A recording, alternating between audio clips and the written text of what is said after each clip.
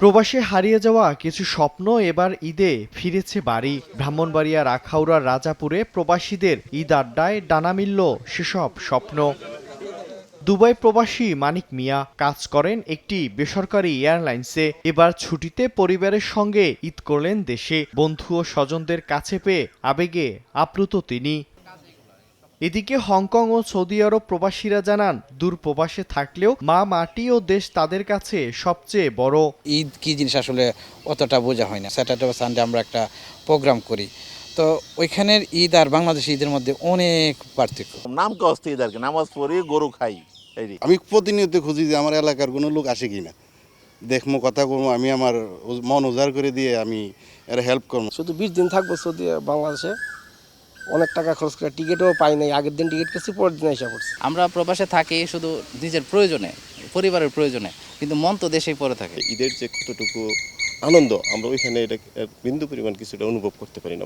কুয়েতে দীর্ঘ প্রবাস জীবন কাটানো ফেনীর কামাল হোসেন জয়নাল এবার দেশে করলেন ঈদ। ভুলে যেতে চান প্রবাসের বুকে কাটানোর নিঃসঙ্গতার ঈদের স্মৃতি।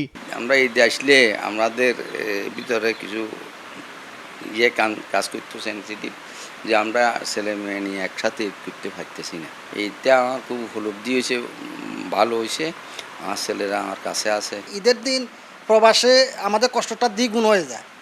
তো এখন এই বছর ঈদে আলহামদুলিল্লাহ আমার আব্বা আম্মা সবার সাথে কাটাইছি, খুব এনজয় করছি, খুব ভালো কাটছে।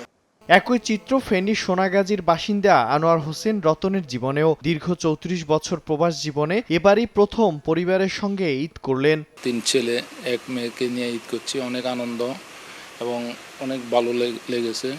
এটা ভাষা প্রকাশ করার মতো নয়, কারণ নিজের আত্মীয় স্বজন আছে, নিজের মেন হচ্ছে পরিবারকে যদি আপনি নিজে ম্যানেজ করতে পারেন বা একসাথে ঈদ করতে পারেন, এটা অনেক আনন্দ। প্রবাসীদের পাঠানো রেমিটেন্সে বদলে গেছে দেশের অর্থনীতি। গড়ে উঠেছে নতুন বাড়ি, ব্যবসা প্রতিষ্ঠান, শিক্ষা প্রতিষ্ঠান। কিন্তু এই উন্নয়নের পেছনে লুকিয়ে আছে হাজারো ত্যাগের গল্প।